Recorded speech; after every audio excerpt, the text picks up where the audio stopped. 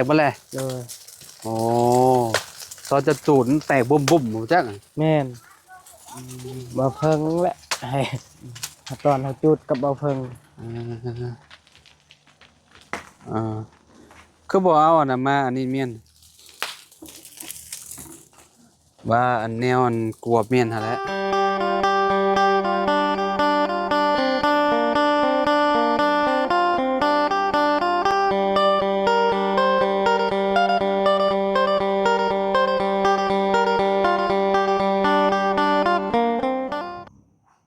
กราบสบายดีสวัสดี FC เบิร์ดสุขุสู่คนเนาะบ่ว่าสิอยู่ในและก็ต่างประเทศเด้อพี่น้องมาพบมาพ้อกันกับเฮาคือเก่าคือเดิมพี่น้องเนาะเพิ่มเติมคืออยู่ที่เฮือนน้องอาเจืองเด้อพี่น้องเนาะก็สิเข้ามาหาน้องอาเจืองเพิ่นอีกคือเก่าคือเดิมพี่น้องเนาะยามแรงๆพี่น้องเนาะมากับน้องเพิ่นกำลัง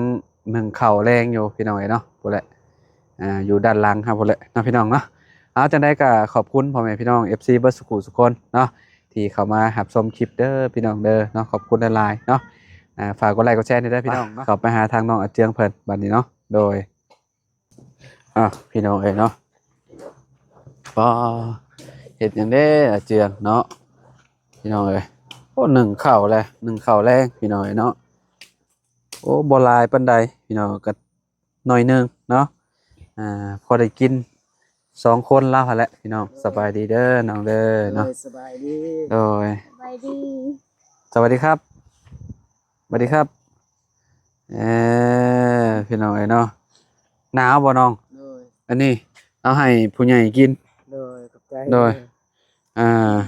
ยันลูกเจ้ากินบ่ได้ยันเพิ่นเจ็บท้องเนาะนมแบบนมเปรี้ยวหั่นนะพี่น้องเนาะเราเคยกินบ่สนมแบบนี้บ่เคยกินเคยเนาะโดยบ่เคยแล้วอย่าเอาให้กินเด้อโดยมีแต่พ่อกับแม่แล้วกินรสเพราะว่าเราบ่เคยกินนมอันนี้เนาะโดยเรากินนมแบบใดหาเนาะกินนมซุ่มเอาฮะกินนมพงนมผงนมกล่องบ่เคยกินเนาะยังบ่เคยกินพี่น้องเป็นพวกเล็กตะซอยนี่ก็น่าสิกินได้อยู่เด็กน้อยเนาะโดยเพราะว่าเห็นลูกน้องเอสเพิ่นกินดอกว่าน้องอุ้มบุญครับปีปลายโดยยังบ่ฮอดปีปลายครับประมาณครบ1ปีโดยเมื่อกี้นี่แหละพี่น้องน้องอุ้มบุญเนาะเฮาก็บ่ได้เข้าไปหาเพิ่นก็กระโดนแหละพี่น้องน้องอุ้มบุญน่ะใหญ่กว่าพระลักษมณ์เพราะว่าพระลักษมณ์นี่ได้จักเดือนแล้วนะประมาณปีแล้วฮอดปีแล้วฮอดปีเลยเหรอวะโดยอ๋อฮอดปีแหละปีจักเดือนเลยนะมีแต่ปีซื่อๆแล้วครบปีหนึ่งพอดีบ่โดยประมาณเดือนได้คลอดออกมาเดือนปี2025ว่ะเดือน1ก็ต้องครบพู้นแหละเดือน4เดือน4เนาะเดือน4ปี2025โดยโอ้มันต้องพูนต้องครบโพช่วงปี2026เดือน4พู้นแหละเดือนเมษาแม่นบ่ลูกเจ้าเกิดโดยครบ1ปีเนาะแม่นแหละหักแควเริ่มโป่งแล้วเนาะโดยให้เราลิ้นเลาะเนาะพี่น้องเอ้ยเป็นอะไรคือไอเอาหอกไอแฮกก็ไข่หน่อยนึงไข่หน่อยนึงเลยโอ้เป็นไข่ปวดหัวบ่นั่นน่ะแม่นมันนักในหัวจะเป็นทุงยาข่อยพัดอยู่พู้นอยู่ห้องพู้นบาดนี้พี่น้องเอ้ยเนาะเพราะว่าข่อยมีอยู่ยาอันน่ะเป็นยาซาร่าเลยพี่น้องเอ้ยเนาะห้องปาไว้อยู่ห้องบ่ได้เอากระเป๋ามานำเลยแต่เก่าข่อยสิเอาติดกระเป๋าข่อยตลอดยานะหนักหัวนอนเบิดมื้อบ่มื้อนี้แล้วแนวใดก็บ่ได้นอนเถื่อก็ไปเอาผักกินผักกูดผักอากาศมันจะเป็นอะไรเนาะโดยฝนตกพี่น้องเอ้ยกินนี่น่ะฝนตกแล้วก็แบบเอาพี่น้องบัดช่วงเอาก็เอาหั่นน่ะแบบเฮ็ดให้คนบ่อยู่ดีเนาะน้องเจียงเนาะโดยน้องห้างนี่ก็ยังบ่ดีใช่บ่จักเป็นอายเนาะเป็นไอ แต่ละคนก็คือพี่น้องเนาะค่อยก็คนหนึ่งคือกันนั่นแหละยังบ่เศร้าคือกันพี่โดน้องเอ้ยอ่ะย่างมาทางนี้เนี่ยน้อยหนึงเนาะ โดย พี่น้องรวมกับน้องอาเจือมันก่อนเนาะมื้อเช้านี่สร้างมาอันนี้บ่ โดยสร้า สร้าง งมาเบิ่งอันนี้บ่ โดย เออเพิ่นว่าจังได๋ซะ เพิ่นว่าได้เพิ่นว่าแต่ว่าค่าสร้าง20ล้านเพิ่นว่า ฮะ เพิ่นว่าค่าสร้าง20ล้าน เพิ่นเว้า20ล้านบ่ โดยค่าเฮ็ดค่าสร้างกะบ่เสียงว่าสิให้15ล้าน มันบ่เพิ่นตกลงกันแบบใดซะ ยังบ่ได้ตกลงกัน เออ ตัวลาวยังถามทีมงานผู้ที่เฮ็ดนำกัน อ๋ออ๋อเราก็คือเรามาเบิ่งผู้เดียวแล้ว โดย เรายังตัดสินใจบ่ได้บ่ โดย อ๋อต้องไปถามหมู่ก่อน โดย คันว่า15ล้านนี่เบาเชียงเพิ่นสิจ้าง โดย ถ้า20ล้านนี่คือแบบอ่ยังบ่ โดย อืม 20ล้านยานบ่พองบเพิ่นว่าบ่เสียงว่า มันก็แพงเติบไปได้20ล้านเนาะ โดย พี่น้องเอ้ยอ่าเพื่อนน้องอาเจืองก็บ่ได้ใหญ่ปานใดเนาะเพิ่นอยากได้ก็ค่อนข้างสิสูงอยู่พี่น้องเอ้ยเนาะคันว่า15หรือว่า16นี่ก็ถือว่าแบบก็เติบหนึ่งอยู่เนาะ โดย พี่น้องเอ้ยวันนี้มีแต่รอคำตอบจากเพิ่นจากหมู่เพิ่น แม่น เนาะแล้วเราก็สิมาบอกอีกเทื่อนึงบ่ โดย คันว่าเราตกลงว่าได้ก็คือแบบสิมากบไม้กบตอกเลยเนาะ โดย พี่น้องเอ้ยเพิ่นมาเบิ่งผู้เดียวเพิ่นเนาะ โดย พี่น้องเอ้ยสร้างที่เฮ็ดเทือนน้องอันนั้นแหละเนาะน้องไม้นั่นแหละพี่น้อง โดย ซิมสร้างเชียงพี่น้องเนาะแม่นบ่ โดย เพิ่นมาเบิ่งมื้อเช้านี่เนาะมากับรวมกันเพิ่นก็อยากได้ก็ราคาก็สูงเติบเนาะ โดย ได้ยินบ่เพิ่งเว้าก็เฮ็ดเทือนน้องต้นกล้าก็เฮงอยากได้หลายอันนั้นอยากได้เท่าใดบุ24 25ล้านนั่นแหละประมาณนี้แหละทรงก็สิเป็นแบบทรงจั่ว โดย แต่ว่าเฮือนน้องเจืองเนี่ยมันสิเฮ็ดทรงโมเดิร์นเนาะ โดย ทรงโมเดิร์นก็หลังบ่ได้ใหญ่อะนะอ่าอืมจักสิว่าจังใดเนาะพี่น้องเอ้ย โดย คันว่าแพงนี่ก็ต้องโจ๊ะไปอีกแล้วเนาะสร้างในบ้านกับมีอยู่บ่อยู่ในบ้านเจ้ามีคือกันนั่น จักและยันบ่มี หึ บ่เห็นไผเป็นสร้าง บ่มีบ่ โดย อืมสร้างในบ้านบ่มีเนาะ โดย เอ่อมีแต่อยู่บ้านอื่น โดย แต่ว่าทีมนี่เพิ่นก็เฮ็ดงานไวอยู่พี่น้องเอ้ยเนาะเพราะว่าเพิ่นหลายคนอ่าเฮ็ดงานคือเฮ็ดไปเฮ็ดเฮือนน้องไม้ก็ปุ๊บปั๊บเนาะบ่พอฮอดเดือนก็แล้วพี่น้องเอ้ยเนาะไวเฮ็ดอันนี้แฮงคักแล้วเนาะบ่ได้ใหญ่นะน้องเนาะ โดย หลังแบบเอ่อ5คูณเท่าใดนะ 5คูณ6บ่แม่น4คูณ6 4คูณ6เนาะ โดย 4คูณ6นะพี่น้องเอ้ยเนาะ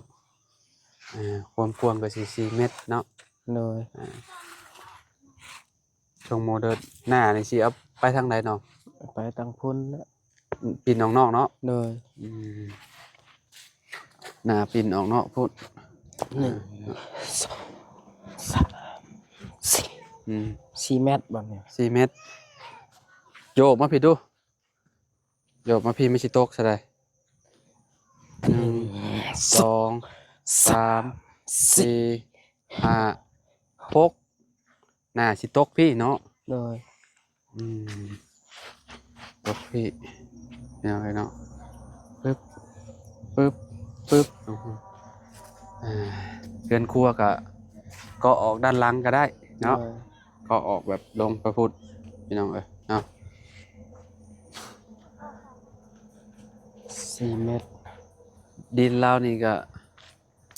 งามพี่น้องเอ้ยเนาะน้ำหม่องน้ำหม่องนี่เนาะเป็นคุ้มแบบคุ้มระเบิดพี่น้องพอดีเลยหม่องทิ่มขยะโดยจูดอิหยังก็ลงนี่เลยเนาะ โดย เวลาอันมีไม้มีหยังก็ทิ่มลงนั่นนี่แล้วก็จูดโอ้คักเนาะ ละได้ก็หัก ในการอยู่เนาะหน้าคือได้มาแล้วจ้ะเฮ็ดเอาไม้บ่นี่นะ เขาว่าคืน ฮะ เขามาคืน เอาเขายืมไปบ่ โดย ใช่ว่าอัน ผิด เจ้า บ่ เอาไป เสีย เลย เขาเจ้าเอาไปได้ลายมือแล้วเขามาส่งคืน เออ แล้วตั้งหลายหัก หายังเนาะ หากับไผ ฮะไปแทรกสิจุดอันนี้ โดย ห่วย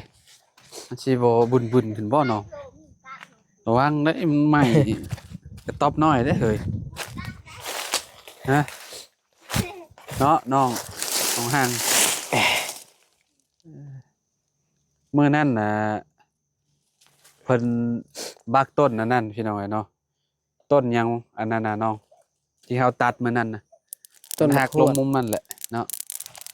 แป้นบ่ต่อตาบ่มื้อนั้นน่ะ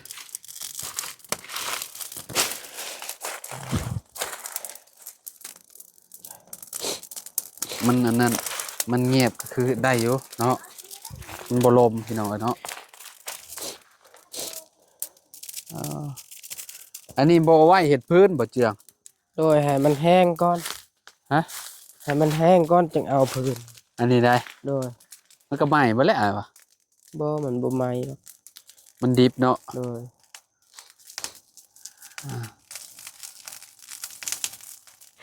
คุ้มพี่น้องคุ้มมันระเบิดได้พี่น้องเอ้ยพระเจ้าถิ่มแต่ว่าอันนี้คือสิบ่ลูกบ่ใหญ่ปานใดคันว่าลูกใหญ่นี่คือแบบเฮงสิเลิกกว่านี้เนาะแต่ว่าเศษอิหยังก็เจ้าเอาไปเบิดแล้วเล็กมันเนาะ โดย อยู่กัน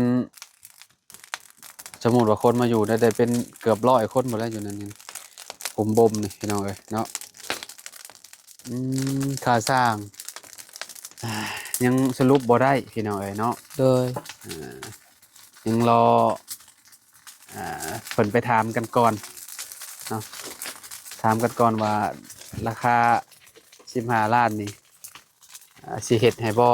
โด เนาะ ย จะเฮ็ดบ่ได้ก็คือต้องรออีกแล้วนี่เนาะ โดย ต้องรอค่าช่างอีกเพราะว่าค่าช่างค่อนข้างสิแพงจากทีมงานเว้ากันว่า15เนาะอันนี้มันป้าเขา20ล้านเลยพี่น้องเอ้ย อบก่อน โอ้ ยำระเบิด โอ้คนอมกุ้มบาน โอ้ย ใครเนี่ยแต่มันอยู่อันนั้นเนาะ โดย มันอยู่ในคุ้มเนาะอันนี้มันบ่แตกว่าน้อง แตก อันลำไม้ไผ่น่ะ มันแตกหมดแล้ว แตกบ่แลว โดย โอ้ตอนจะจูดมันแตกบุ่มๆหมูจักอะ แม่นบ่เพิ่งแหละให้ตอนเขาจุดกับบ่เพิ่ง อ่าคือบ่เอาอันนั้นมาอันนี้เมียนว่าอันแนวอันกวบเมียนหั่นแหละอ่ะ ยัน กินซำนี้อิ่มบ่ โดยอิ่ม ฮะ อิ่ม อืมกุ้มใจอยู่บ่ค่าสร้างแพง กะ ฮะ กะบ่กุมใจปานใด ฮะ ค่าสร้างหั่นบ่ แม่น กะคิดว่าสิแพงแหละแพงแหละ เอ้าสมมุติว่าค่าสร้างแพงเฮือนก็บ่ได้ดำเนินการแหละ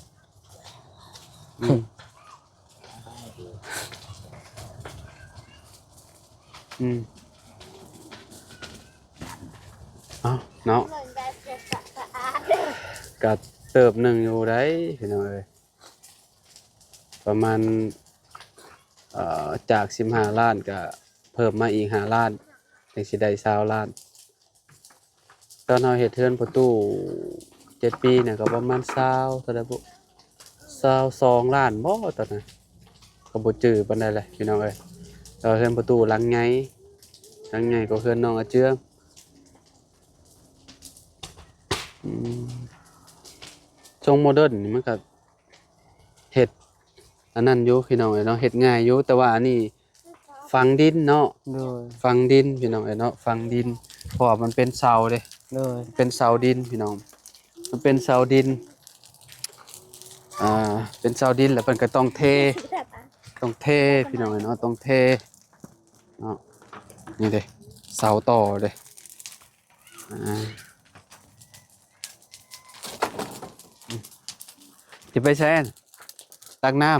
ำ ไปตักตักน้น้ำกินบ่ำkhi mà chết đa lại vậy là ta lấy ngân à cầm bật thái ha อ่าแม่นบ่ตักน้ำกินบ่ ตักน้ำพดพัก พดพักอยู่ไส นี่ ตักอยู่เพื่อนไผน่ะ ตักในนองกัน โอ้ตักอยู่หนองพู้ โดย อยู่ห้วยนี่มันไกลบ่ของ บ่ เพิ่น ใกล้ปานใดแต่บ่มีทาง บ่มีทางไป โดย อ๋อต้องไปตักเอาอยู่เฮือนพุ่นเลยพี่น้องพู้ย่างบ่อนกระต๊อบเก่าแล้วพู้เนาะน้องห่างไปพี่น้องพู้ตักอยู่พุ่นก็ไกลเติบอยู่พี่น้องพู้เพื่อหาบไปสิฮอดโอ้อยู่พุ่นเนาะแต่ละเช้าก็สิฮดเนาะ โดย ตอนแรกก็ฮดเนาะ โดย เริ่มอันนั้นแล้วมันบ่ฮดมันก็เหี่ยวเนาะ โดย แต่ว่าหมักถั่วบางอย่างนี่ก็คือสิได้กินอยู่ดอกพี่น้องเอ้ย